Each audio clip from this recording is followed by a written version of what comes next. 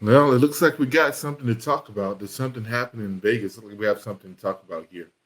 Um, a judge has been attacked in Vegas.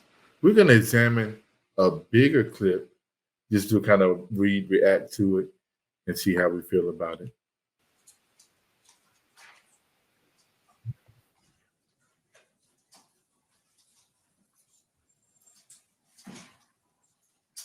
All right.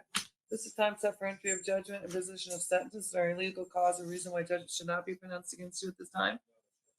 By virtue of your plea of guilty, I hereby judge you guilty of attempt battery with substantial bodily harm. My notes indicate the state retained the right to argue through the bench warrant. Is that correct? Okay, see, at the beginning of this trial, they're trying to get everything set to understand, hey, what is it going on? What is he charged with? What is the plea bargain they've worked out? The judge trying to get some further information from the prosecution and the defense. My concerns are there are crimes of violence. Yep. PSI, 3 felonies, 1 probation revoked. But I do see on page 5 many probation violations. 3 mans on probation. But I'm concerned based on the nature of criminal history, motivations, Now, from what I can tell at this point, it appears that the defendant has been charged with attempted aggravated assault of some sort. It's unclear who the assault was against, but let's keep following on. Restitution or victim impact. but I do think prison is appropriate. I asked the court to oppose 1948 on this case based on the criminal history of the facts. Mr. Redden, is there anything you want to say on your own behalf before I pronounce sentence? So basically, I would like to tell the courts here, like based on my criminal history, like I feel that like I shouldn't be like sent to prison for a second time. Have you looked at your criminal history? Have you looked at your criminal history? Actually, just I looked at it. I mean, you lived it, I suppose. So the defendant said he doesn't feel like he should be put into prison because he's in a different place in his life. Now, when he started talking this, I was like, how old is this guy? What is he, 21, 22? I mean, that beard looked pretty thick. But he's saying, hey, he's in a better place. And he doesn't feel that he needs to go to prison to resolve his issues. This is kind of where it starts. So let's find out a little bit more about this defendant. Yeah. 3 felonies, a gross, 9 misdemeanors, multiple DVs. So the judge says, he said with his criminal history, he doesn't feel it was warranted. And she said, your criminal history is 3 felonies, okay? 9 misdemeanors, and I don't know how many DVs, domestic violence charges he had been filed or convicted of, okay? So just catching you up. So this is not like a jaywalker. This guy has 3 felonies on his record, 9 misdemeanors, and a handful of domestic violence charges. A lot going on, sir. Yeah, I just figured like Battery on a protected person, robberies, attempt home invasion. Okay, so quick rundown. So we got him for, says battery on a protected person. And that could be a woman, that could be a child. They said they got him for attempted home invasion. So this is not really sounding like someone who should be on the street, but let's continue to listen to what he says about his own criminal record. Okay. Go ahead, I didn't mean to interrupt you. I just figured like I'm in a better place in my mind. I have a support system. I just got hired as a teamster for, the union, making $2 an hour. And like the reason behind every single domestic violence, I've been dealing with mental health. I didn't know that I was dealing with mental health. They put me in mental health court, and I still. All right. Now, all I heard was the world's smallest violin, but let's see if we can break this down. He said that he's in a better place. He got hired by the Teamster Union at $20 an hour. I don't know what the job is they hired him to do, but he said that he was hired, and he said that he's in a better mental space. All right, we're going to see. I think the outcome of this tells us he's not, and that every domestic violence charge was because he has a mental health problem. But now that he realized he had a mental health problem, let's see what he said. Okay. Didn't know that I had a mental health problem until it was August 2022 when I realized I had a problem with this. And like having a dictionary, like understanding myself, getting to know myself a little better, and applying it to my personality, and having a epiphany at that moment, in those instances, and just like trying to learn from my mistakes. And I feel like I shouldn't be sent to prison, but if it's appropriate for you, then you have to do what you have to do. But I figured. Okay.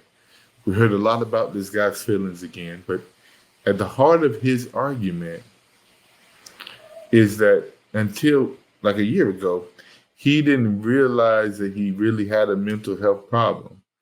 And since he's really realized that, he's been addressed it, and he's developed a support system, he says, and that he feels that that's the important part, and that he should be given a chance to learn from his mistakes. So we heard his record, right? And he is still growing. But I ain't gonna lie to you. When I hear this, what I hear is, what is it that this Caucasian woman want me to say? How do I get out of this? Like a child talking to his parent. They like all this progress and my feelings, and it's probably worked until this point now. But let's see what happens. Figure that if I'm in a better place in my life, I'm not doing drugs, I'm not out there doing crimes now, and I feel like I should be given a shot because I'm in a better place than I was then, so that's. All right. So his argument is, I'm not committing crimes now that I'm awaiting trial. I'm not committing any crimes. I'm in a better place. And he feels like he should be given a shot. Hey, everyone deserves a shot, right? A 30-year-old, 3-time felon, non-misdemeanor, domestic violence accused person, he deserves a shot, right? A person who committed home invasion, attempted home invasion, and I think it was battery on a protected person. Those are all mistakes that he made, but he deserves a shot, right? Right? I'm a person who never stops trying to do the right thing, no matter how hard it is. And I just, and I'm trying, and I never give up trying to do the right thing. I know I'm not a rebellious person. I don't want to be standing there. I don't want you to have to, sit up there and waste your time as well. But the criteria of me saying this is that I'm a person that never stops trying to do the right things, even if it's hard. I did the best I have. Thank you. Okay, now the defendant has finished speaking for himself. He's made his argument that he's pretty much a changed person. He found Jesus. He found whatever he was looking for. And he's really turned his life around. Now that he has a support system, he understands that he's mentally unstable, and he's working. He always wants to do the right thing. He just doesn't always do the right thing, but he wants to do the right thing. And that's the important part, and we should give him a shot. So now let's see what the prosecutor and defense attorney has to say about this. Mr. Almasi? Judge, as contained in the pre-sentence investigation, it's pretty mindful. And speaking with it, it certainly seems that it's following the pattern. This court has seen some self-medication. I've had 2 goes at mental health court, Mr. Almasi. Did, he does have to monitor discharge of probation. He can do probation and be successful when supervised. It's true that he did get dishonorable discharge for both on first misdemeanor. He was supervised. So the defendant has had 2 goes at mental health court, although he just realized he had a mental health problem. And so they're gonna spotlight some of the things they believe can help him and where he is. It's very recent. But he is at a different position now. His foster mother, who is present as a show support in Springer, has provided him a place to live, which is listed on the side. Okay, excuse me. They've said that his foster mother is going to provide him a place to live, and he's in a different place, her place, and he's going to be living there with her, and that he's really changed. So that's what the defense attorney is saying. Now I'm going to fast forward. I want to fast forward so bad, but for continuity, let's look at the whole thing. Correct address, 8 Rose Circle, apartment A, North Las Vegas. She very graciously has allowed him to stay there for free. He is now part of the 631 Teamsters and is hoping to work his way through that program. So maintain work. He's also reached out to Shannon West for any job prospects that are available to him through them. Finally, Judge, it's not just mental health he's been contending with, but he also has a history of IED in his education. And at 30 years old, does not have a high school degree. So we spoke about that as well, and I think it's high time that we did that. I think the court can trust that he is going to perform well on probation. I think he's worth this risk. The court wants to be 1948 suggested. Okay, in this exchange, we actually learned something really powerful. So this guy's 30 years old, right? So he's not 21, 22, 23. He's a 30-year-old trying to find his way in life. He's committed 3 felonies, 9 misdemeanors, and his foster mom is going to let him come stay with her out of the goodness of her heart. And this guy and him have talked about how he needs to change. So the defense attorney has talked with his client about how he needs to change. Okay.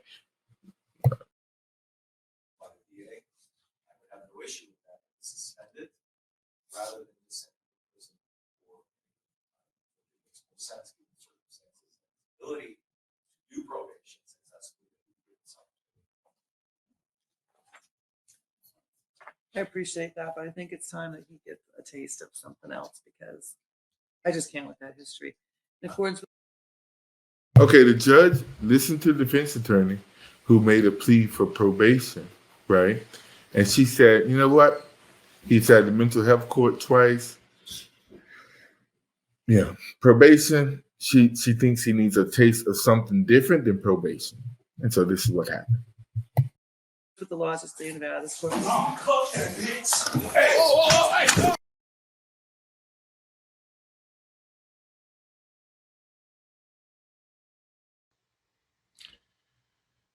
I can't show the remainder of that video. Number one, because my mic went off. But number two, because I can't show the violence of the gentleman attacking the judge, him putting those fisticuffs on the judge. Man, I'm telling you, it's pretty scary. I will tell you that. So the thing about this is the whole exchange seems to be a great example of the modern inner city criminal justice system. Number one, it's the lackest courtroom security I have seen in a long time. If he can get all the way from where he was, I mean, I'm sure he's running faster than Michael Thomas or somebody. I mean, he's a track star out there. We got a runner, right? But that's why there should be a bailiff closer to the judge, right? But this is how it works. These gentlemen, they grow up, they're doing, they're getting used to what you tell the criminal justice system people, what you tell the DA, what you tell the and never change. They never change. They never have to take responsibility for their lives. This gentleman is 30 years old. He is 30 years old, and he just said, hey, I just realized last year I had a mental health problems making me angry. You know what? Okay. But you're 30. You're not 22. You're not 23. I heard a bunch of excuses. And then I had a lot of people. You had the defense attorney. Well, that's his job. But what is his public defender? That's his job. But hey, he's making excuses for him. His foster mom is gonna take him in. And these people think he can do something. And the DA is like, well, this is how I feel about it. The bottom line is this person should not be on the street. He is a danger to himself and his community. Generally, his community is other Black people. So that's the problem with the current restorative justice system. The people making the decisions don't have to live with the consequences of their decisions. Now, I'm not living next door to killers, but I have, right? I've grown up living next door to killers. I'm going to tell you one thing, at least then they were locking them up. You're not even locking these guys up. That rap sheet that kid had, he should still be in jail. Now, no joke. Seriously. 3 felonies, non-discriminating, domestic violence, attack on a protected person. He should have been in jail, not in court. But we kept giving him chances, He believed, he felt, he was on the right path. He has a support system. He had all of those things when he decided to jump over that bench and attack that judge. He still had a support system. He still was in a different place, right? See, this is the problem. Now, I won't deny there are elements of this story which are truly heartbreaking. A, he was a foster kid. Yes. He's 30, right? Up until 18, 19, yeah, you're a foster kid. 30, you're a criminal who needs to go to jail if you don't change, right? He has a mental health problem. Mental health problems are they're real problems. People have them, right? He has one. Now, here's the thing. He realized last year he had a mental health problem. So what did he do? Now, either at this point when he committed this crime, he was either in treatment, in that case, the treatment is working, he needs to send him to jail, or he was ignoring the fact that he has a mental health problem and not receiving treatment. Neither way, he needs to go to jail. So, I'm just happy that he's going to get some help, right? Now, normally the person being attacked by the criminal who should be in jail is another Black or brown person. In this case, or Asian person, let's speak the truth, or Asian person, right? Which I think is irony. That's the irony of this. His Asian lawyer was like, yeah, let's let him go, right? That's the irony of this. Let's speak the truth here. Normally it's going to be another Black person or another brown person or Asian person who finds this raft the day that the judge got. The same judges and VAs and public defenders who are letting these people out of jail to commit those crimes to other people. Now, I'm happy she stood up today. She stood up today, but you see, it was so beyond the rim a possibility for him that he flew over that stand. Why? Because judges are no longer holding people accountable, especially in the Western cities, especially. In Vegas, I don't know. I don't live in Vegas. I live in California. I love Vegas. But hey, you got to hold these people responsible. So hopefully he'll get some help. He'll get some mental health treatment, some anger management treatment, and he'll truly be in a better place instead of that being something that he says. But hey, I'd love to hear your opinion. If you believe that, hey, they should not have sent him to jail. His record doesn't, nobody should be in jail. Only thing I ask is that you live beside those people who are not in jail, okay? If you want, leave a comment, like, subscribe, whatever. Let's have a conversation. Let's talk about our community. Let's talk about improving our community. Let's talk about what we need to actually bring back some order, some law and order to our society. Talk to you soon. Comment below. I'll talk to you soon.